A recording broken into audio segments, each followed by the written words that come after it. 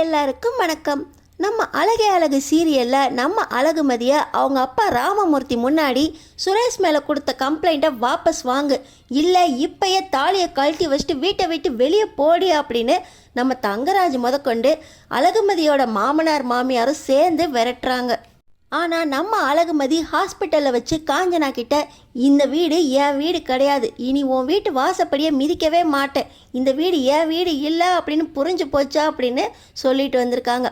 ஆனாலும் வீட்டில் இருக்க சண்டையை பார்த்து நீ நம்ம வீட்டுக்கே வந்துருமா அப்படின்னு ராமமூர்த்தி கூப்பிடுறாரு. நம்ம அழகுமதி சுரேஷ் தன்னோட மாமியார் மாமனாரை விட்டுட்டு மறுபடியும் ராமமூர்த்தி கூட வீட்டுக்கு போயிடுவாங்களா, இல்லை என் பிரச்சனையை நானே பார்த்துக்கிறேன் அப்படின்னு வீட்டிலே இருக்க போகிறாங்களா, அடுத்து என்ன நடக்க போகுதுன்னு தெரிஞ்சுக்கிறக்கு இந்த வீடியோக்கு ஒரு லைக் போட்டுக்கோங்க. ஸோ பார்த்தீங்கன்னா தங்கராஜ் நீ சுரேஷ் மேலே கொடுத்த கேஸை வாபஸ் வாங்க அப்படின்னு சொல்லிக்கிட்டு இருக்கும்போது நம்ம அழகுமதி, என் பாட்டுக்கு என்னால் இந்த வீட்டில் இருக்க முடியும், நான் கோர்ட்டில் கேஸ் கொடுத்துருந்தாலும் பரவாயில்ல, கேஸை வாபஸ் வாங்கினா ஒரு யூஸ் இருக்குது, நான் ஒரு கம்ப்ளைண்ட் கொடுத்தேன், அதுக்காக உங்கள் பையன் மேலே சஸ்பெண்ட் பண்ணி என்கொயரி போட்டிருக்காங்க, அந்த என்கொயரியை அவர் தான் ஃபேஸ் பண்ணணும் அப்படின்னு நம்ம அழகுமதி சொல்கிறாங்க.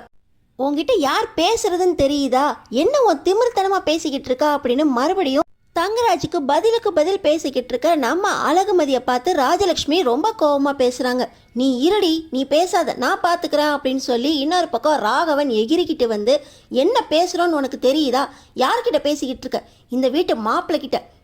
மாப்பிள்ளைக்கிட்ட நாங்களே ஒரு வார்த்தை பேசுறது கிடையாது, என்ன பேசினாலும் சரிங்க மாப்பிள்ளைன்னு சொல்லிக்கிட்டு இருக்கோம், நீ பாட்டுக்கு அவர் கம்ப்ளைண்ட்டை வாபஸ் வாங்கன்னு சொல்லிக்கிட்டு இருக்காரு, நீ அதெல்லாம் வாபஸ் வாங்க முடியாது அப்படின்னு என் பாட்டு இந்த வீட்டில் இருப்பேன்ற,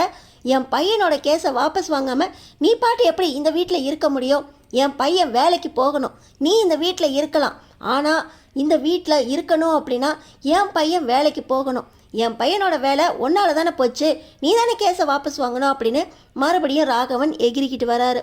ஆனால் நம்ம அழகுமதி இப்போ கூட பொறுமையாக, நான் கேஸை வாபஸ் வாங்குறதுனால உங்கள் பையன் மறுபடியும் காக்கி சட்டை போட முடியாது, அவர் மேலே என்கொயரி அவர் நடக்க தான் செய்யும், அவர் அதை கண்டிப்பாக ஃபேஸ் பண்ணி தான் ஆகணும், பதில் சொல்லி அது அவங்களுக்கு திருப்தியாக இருந்தால் தான் அவங்க வேலையை திரும்ப கொடுப்பாங்க, இல்லை சஸ்பென்ஷன் டிஸ்மிஸ் கூட ஆகலாம் அப்படின்னு நம்ம அழகுமதி சொல்கிறாங்க. இதையெல்லாம் பார்த்துக்கிட்டு இருக்க தங்கராஜ், என்னடி வேலையெல்லாம் முடிஞ்சிருச்சுன்னு ரொம்ப ஓவராக போய்கிட்டு இருக்கியா, உங்கள் அப்பா ஆப்ரேஷனுக்கு செலவு, உங்கள் வீடு, உங்கள் அப்பாவுக்கு மறுபடியும் வேலை கொடுக்குறேன்னு சொன்னது, இது எல்லாம் நான் எதுக்காக செஞ்சேன், நீ இப்படி வந்து எல்லார் முன்னாடியும் எங்கள் மானத்தை வாங்கிறதுக்காகவா. தங்கராஜ் சொன்னது தான், கேஸை வாபஸ் வாங்கு, அவனுக்கு மேலே இருக்க என்கொயரியை அவன் பார்த்துக்குவான், அவன் சஸ்பென்ஷனையும் அவன் பார்த்துக்குவான், ஆனால் நீ கேஸை வாபஸ் வாங்கினா கண்டிப்பாக இந்த என்கொயரியில் உன்னை பற்றின எந்த ஒரு வார்த்தையும் வராது, நீ எழுதி கொடு, என் மேலே தான் தப்பு, சுரேஷ் மேலே எந்த தப்பும் இல்லை அப்படின்னு நீ எழுதி கொடு, நான் தெரியாமல் தப்பு பண்ணிட்டேன், சுரேஷ் மேலே பின்னாடி இருக்க பகையினால் நான் கம்ப்ளைண்ட் கொடுத்துட்டேன் அப்படின்னு நீ பேக் வா, அப்புறம் எப்படி என்கொயரியில் சுரேஷ் தப்பு செஞ்சுட்டான் அப்படின்னு அவங்க பேச முடியும். சொல்கிறபடி செய், நேராக எஸ்பி ஆஃபீஸ்க்கு போ, நான் கம்ப்ளைண்ட்டை தப்பாக கொடுத்துட்டேன், சுரேஷ் மேலே எந்த தப்புமே இல்லை, எல்லா தப்புமே என் மேலே தான், அவர் மேலே எனக்கு பகை இருக்குது, அந்த பகையை தீர்த்துக்கிறதுக்காக நான் தப்பாக கம்ப்ளைண்ட் கொடுத்துட்டேன், என்கிட்ட எந்த ஒரு சாட்சியும் இல்லை அப்படின்னு நீ எஸ்பி ஆஃபீஸில் சொல்லணும், அப்போ தான் உங்கள் அப்பா மறுபடியும் வேலைக்கு போக முடியும், உங்கள் அப்பா வீட்டுக்கு வந்துட்டார், அந்த வீட்டை என்னால் திரும்ப பிடுங்க முடியும், தெரியும்ல.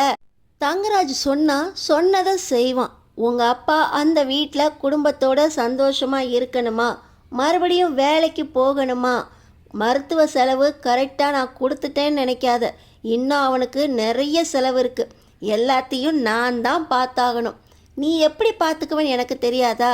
உன்னோட சேர்மன் என்னோட க்ளோஸ் ஃப்ரெண்டு, உன் வேலையும் என்னால் பிடுங்க முடியும், உன் வேலை டெம்ப்ரரி தானே, அந்த வேலையும் போயிடுச்சுன்னா உங்கள் அப்பனை நீ எப்படி பார்த்துக்குவ, எல்லாத்துக்கும் தங்கராஜ் தான் பின்னாடி இருக்கான், தங்கராஜை பேச்சை மீறி உன்னால் எதுவும் பண்ண முடியாது, உன் வேலை, உங்கள் அப்பா வேலை, உங்கள் அப்பா வீடு எல்லாமே திரும்ப வேணுமா, சுரேஷ் மேலே கொடுத்த கேஸை நான் சொன்னபடி சொல்லி வாபஸ் வாங்க அப்படின்னு மறுபடியும் தங்கராஜ் சொல்லிக்கிட்டு இருக்காரு.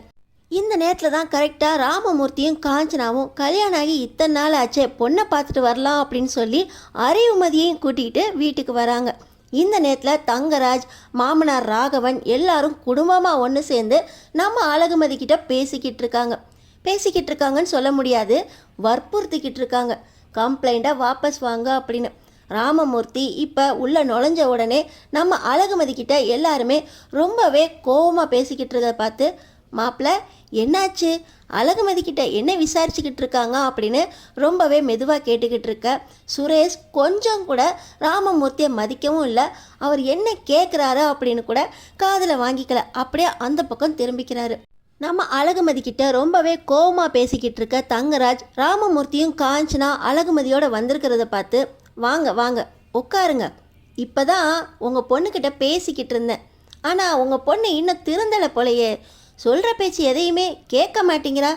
என்ன ராமமூர்த்தி கல்யாணத்துக்கு முன்னாடி எல்லாத்தையும் சொல்லலையா நீங்கள் அப்படின்னு தங்கராஜ் வழக்கம் போல் ராமமூர்த்தி கிட்ட மிரட்டுற மாதிரி பேசுகிறாரு. ராமமூர்த்தி உட்கார கூட இல்லை. அது இல்லை சார், நான் எல்லாமே சொல்லி தான் பொண்ணை கல்யாணம் பண்ணேன், பொண்ணை சொன்னால் கேட்கல, வற்புறுத்தி தான் கல்யாணம் பண்ணியிருக்கோம், கொஞ்சம் அப்படி இப்படி இருந்தாலும் நீங்கள் தான் சார் அட்ஜஸ்ட் பண்ணிக்கணும் அப்படின்னு ராமமூர்த்தி சொல்கிறாரு. ஆனால் பார்த்தீங்கன்னா தங்கராஜ், ராமமூர்த்தி அட்ஜஸ்ட் பண்ணுறதுக்கு இது அவளோட அப்பன் வீடு இல்லை, என் மாமனார் வீடு, இங்கே நாங்கள் சொல்கிறத உங்கள் பொண்ணு கேட்டு தான் ஆகணும், இந்த வீட்டு மருமக நாங்கள் என்ன சொல்கிறோமோ அதை செய்யணும், தெரியும்ல, உங்கள் வீடு மாதிரி அட்ஜஸ்ட் பண்ணிக்கோங்கன்னு ஏன்ட்ட சொல்கிறீங்க, உங்கள் பொண்ணு நிற்கிறாள்ல அவள்கிட்ட சொல்லுங்க ராமமூர்த்தி அப்படின்னு தங்கராஜ் சொல்கிறாரு. அம்மா மதி என்னாச்சுமா, இங்கே வந்தும் ரொம்ப பிரச்சனை பண்ணிக்கிட்டு இருக்கியாம்மா அப்படின்னு ராமமூர்த்தி கேட்குறாரு. அப்பா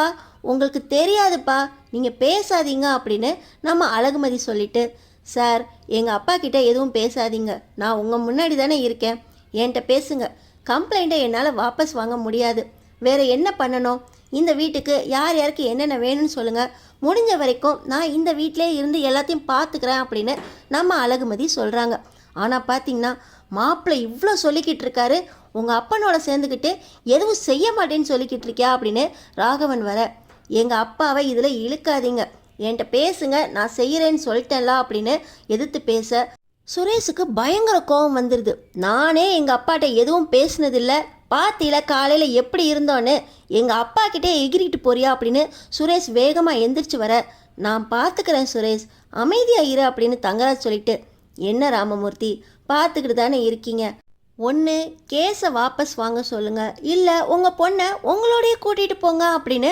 தங்கராஜ் ராமமூர்த்தி கிட்ட சொல்ல, இது என் வீடு, இந்த வீட்டில் உங்களுக்கு தான் உரிமை இல்லை, நீங்கள் வெளியே போங்க அப்படின்னு நம்ம அழகுமதி சொல்கிறாங்க. யாரை பார்த்து வெளியே போன்னு சொல்கிறா அப்படின்னு சொல்லி இப்போ ராகவன் வர, மாமா நான் இந்த வீட்டில் தான் இருப்பேன், என்ன வெளியே போன்னு அவர் சொல்கிறாரு, அவர் பேச்சை ஒன்றுமே சொல்லலை, இப்போ அவரை வெளியே போன்னு சொன்னதுக்கு உங்களுக்கு கோபம் வருதே அப்படின்னு ராகவனை எதிர்த்து நம்ம அழகுமதி கேட்க, சுரேஷ் பயங்கர கோவத்தில் எங்கள் அப்பாவே எதிர்த்து பேச வரியா அப்படின்னு சொல்லி மதியை அடிக்க கை ஓங்கிட்டு வராரு. நம்ம மதி அதை தடுக்க போக நம்ம மதியோட கை பக்கத்தில் நிற்கிற தங்கராஜ் மேலே பட தங்கராஜுக்கு பயங்கர அசிங்கமாக போயிடுது. ஏற்கனவே போயான்னு சொல்லிட்டா, அதுவாவது ராஜா முன்னாடி தான் சொன்னான், ஆனால் இப்போ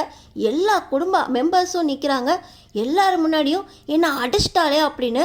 அசந்து போய் இவளை ஏதோ பண்ணணும் அப்படின்னு கொலை வெறியோடு நிற்கிறாரு. இந்த நேரத்தில் என் மாப்பிள்ளை மேலே கையை வச்சிட்டியா, நீ முதல்ல வீட்டை விட்டு வெளியே போடி அப்படின்னு ராகவன் சொல்ல, ராஜலட்சுமி கழுத்தை பிடிச்சி வெளியே தள்ளவே வராங்க. இந்த நேரத்தில் ராமமூர்த்தி, அம்மா கல்யாணம் பண்ணி வைக்கும்போது என் பொண்ணு மாதிரி பார்த்துக்கிறேன்னு சொன்னீங்களேம்மா, இப்போ என் பொண்ணை கழுத்தை பிடிச்சி வெளியே தள்ளுறீங்களேம்மா, இந்த வீட்டு பொண்ணை நீங்கள் இப்படி தான் கழுத்தை பிடிச்சி வெளியே தள்ளுவீங்களா, என் பொண்ணை நாங்கள் ரொம்ப செல்லமாக வளர்த்தோம், ஆனால் சூழ்நிலையில் நல்ல குடும்பமாச்சேன்னு கல்யாணம் பண்ணி வச்சோம், கல்யாணமாகி இப்படி 2 நாள்லையே கழுத்தை பிடிச்சி வெளியே தள்ளுறீங்களே அப்படின்னு ராமமூர்த்தி, நீ எங்கள் கூட வந்துருமா அப்படின்னு கூப்பிட்றாங்க. காஞ்சனா அழுதுகிட்டே இருக்காங்க. ஆனால் நம்ம அழகுமதி, எந்த வீட்டுக்கு வர சொல்கிறீங்க, அது என் வீடு கிடையாது, நான் அப்போவே அம்மா கிட்ட சொல்லிட்டேன், என் வீடு நம்பி நான் அந்த வீட்டில் இருந்ததெல்லாம் போதும், எனக்கும் அந்த வீட்டுக்கும் எந்த சம்மந்தமும் இல்லை, என்ன ஆனாலும் நான் அந்த வீட்டுக்கு வரமாட்டேன் அப்படின்னு நம்ம அழகுமதி சொல்கிறாங்க. காஞ்சனாவும் ராமமூர்த்தியும், நம்ம வீட்டுக்கு வந்துருமா, இப்படி கழுத்தை பிடிச்சி வெளியே தள்ளுறாங்க, இன்னமும் நீ இங்கேயே இருக்கியம்மா அப்படின்னு சொல்லி நம்ம அழகுமதி கிட்ட சொல்ல, நீங்கள் மட்டும் என்ன பண்ணீங்க, என்னை விற்கிற மாதிரி தானே இந்த வீட்டுக்கு அனுப்பிச்சி வச்சிங்க, அது மட்டும் ரொம்ப நியாயமா,